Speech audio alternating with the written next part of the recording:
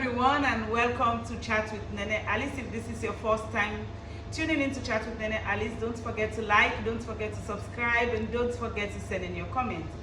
Viewers, we are in 16 days of activism, and today I am with the Organization of International Migration, and we have, we had a conversation on migration and its effect on our mental health.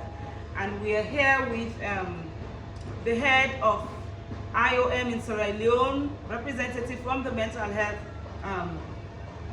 Coalition, and somebody who is running an organization who is also a survivor and who has gone through all of what we're going to discuss today.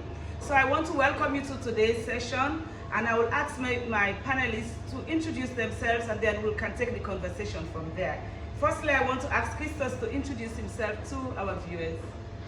Well, good afternoon. Hello, everyone. I'm Christos Christodoulides, and I'm the head of OIM Sierra Leone, the UN Migration Agency. Marama? Marama Bundu, Women and Girl Child Against Regular Migration, originally from Kuwait, staying in Gambia. Hello, everyone. I'm Moses Joseph Sam, the Advocacy, Policy and Networking Officer of the Mental Health Coalition Sierra Leone. So viewers, like I said, we're going to talk about migration and its effect on our mental health. So, but before we proceed on, on all of that, I just want to let Christos tell us a little bit about the work of, OIM here in Sierra Leone. Well, thanks for having us with you today. We do many things as OIM Sierra Leone. We are here to support our member state, which is the government of Sierra Leone, when it comes to what we call migration management. So migration management, what is that? We implement many programs with regards to migrant protection, counter-trafficking, diaspora engagement, border management, and voluntary return programs, as well as disaster risk reduction and community stabilization. That's what we do in collaboration with UN partners, the government, and civil society organizations. Christos, I've been part of this program today, and I had so many touching stories, and I had very good, impression about the work OIM is doing, bringing back people who migrated from Sierra Leone and also able to, locate them in their countries and then bringing them back to Sierra Leone and reintegrating them.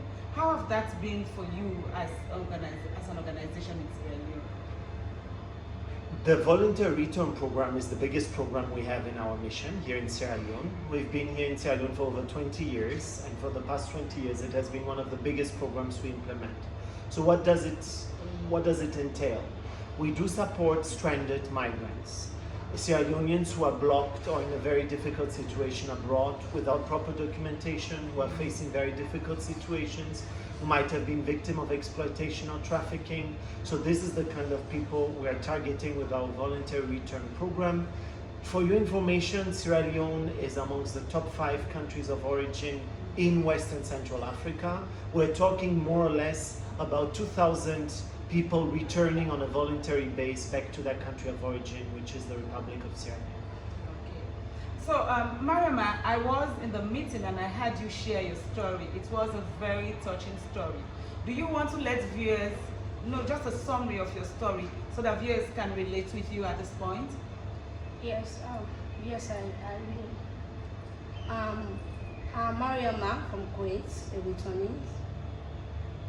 From the Middle East, because this is the way how the trafficker try to play our mind. When you say Kuwait, we don't know if the Middle East or it is Europe or a country. From my own experience, 2 years in Kuwait, I experienced exploitation, violence, sexual harassment, domestic violence, passing through many prisons. That comes in my mind to form an organization that are in Women and Girl Child Against Regular Migration, to raise awareness to people that are not fall victim of all those that are coming, especially when we are coming, we are really mentally disturbed, some even mentally ill. But we really thank the OIM Sierra Leone, because if not because of OIM, we really wonder how returnees will be in our country, because when we found ourselves in those countries, we are totally lost. Even way for us to be back home, no way, or less intervention of IOM. But we are still working with IOM strongly because who knows it feels it for us to reduce irregular migration, human trafficking in our country. So can you let us into some of the programs you're doing for other women who are returnees from not only Kuwait but from other countries that actually we are advocating not even for the one that are coming, even the one that want to take the trip, because for our head office at Cambia and the border, we don't know. God said we think just to put it at that place in Cambia is because of 95% of us the returnees they use us in that particular axis. So and sometimes we get to the radio, we give out our testimonies, we give some photos for them to know, we put in dramas, we do so many engagements like the community engagements. Like for us for now, we have our life stories from the Middle East that's been enslaving from Temple, that we are moving here and there to these big towns and villages to project it to see actually what is our lost and found when we go back to the Middle East when we come back. Thank you. Welcome. So I noticed that IOM and your organization have been working with the Mental Health Coalition. So what has been your role specifically as the coalition? Okay. We partnered with IOM to implement the Lost and Found Potential. The Lost and Found Potential program is a program that was initiated by the United for Global Mental Health, a body that campaigns for good mental health around the world. And Mental Health Coalition is a campaigner. The Lost and Found Potential deals or shows how migrants encounter their problem, and for the lost and for the found, what or who helped them to recover from coming back, and also with reintegration. The Mental Health Coalition Sierra Leone works with various types of people with vulnerability, and the migrants, returning migrants who are women, are people who fall under that category. So we partnered with IMO to organize this 16 days activism workshop to help people who might want to travel to know what are the challenges and what are the effects of traveling irregularly. So let me come back to OIM. Are there sessions that you run for returning migrants, like a session where you maybe like the first points of contact of coming back home? Are there programs that you run, to target them particularly? Yes, absolutely. So what we do is that for each returnee who comes back to Sierra Leone, in collaboration with the Ministry of Social Welfare, their social workers do these psychosocial sessions with the returning migrants. Yes, absolutely. So how have you benefited from that? Did that help you, or did that help any of your, beneficiaries? Yes, of course, especially for me, it helps me a lot. You want to share your experience? Yes. For now, I can do video because I have so many trainings with a project from IOM, the support of IOM, my identity messenger. Also, some of my colleagues from the same organization will benefit a lot. As you can see, my brother, they survive now through doing video, taking records, making jingles. Also me, I can do a video. I know where I can do the pictures. Okay. Yeah, so you want to also talk, the Mental Health Coalition, you want to bring some instances of some of the psychosocial support that you have also provided? Yes, of course, I've mentioned various levels of vulnerability.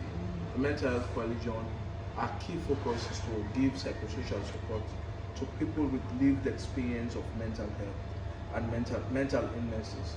And it cuts across various levels: migrants, people who have gone through war, people who suffered from the mudslide, and different categories, even children with some psychosocial issues. For this program, we came in, partnered with IOM to give psychosocial support to these ladies to be able to give their stories out without causing harm. So if you notice during the program, they were able to tell their stories well without, even though there were emotions, but they were able to control it.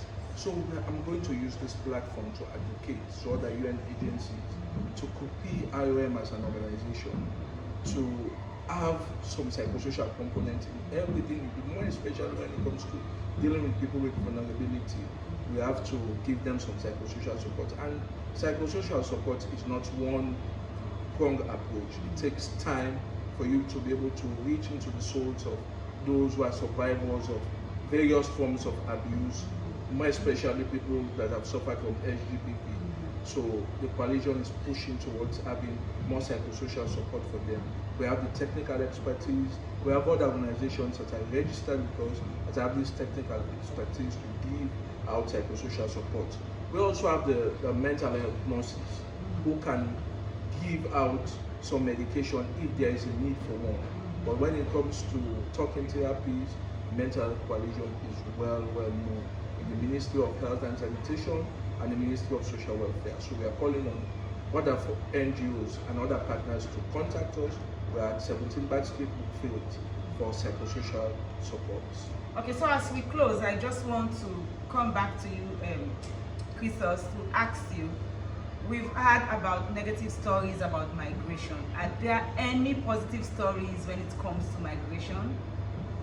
Yes, thanks God. Yes, there are positive stories, absolutely. Migration should not only be perceived as something negative, as something terrible.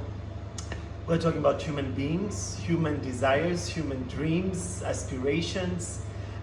Sometimes, especially when it comes to irregular migration, they are faced with difficult situations, for sure. They fear persecution, they fear detention, they fear exploitation, or face them, not only fear but also face. But let's not only forget, there is also a positive side to migration. Some people do migrate for better opportunities, for studies, for family reunification, for love stories, for many reasons why people migrate. So I would strongly advise us not to think that migration is only something negative, something dangerous, but migration can also be a life-changing story and a story full of positive connotations and opportunities out there. Thank you. Mariama, you are a role model to so many of your colleagues and so many of your beneficiaries. Do you want to give out an inspirational message to people who are contemplating migration? Yes, of course. I want to give a message. People sometimes said irregular migration is not real. Human trafficking is not real. It's real.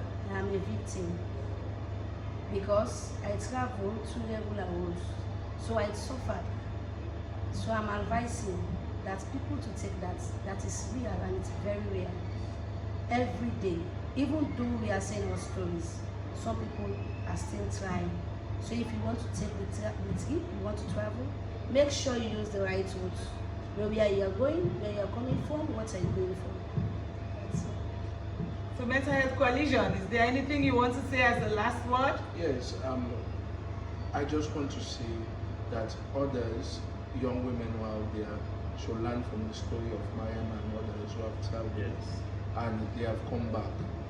It shows a pattern.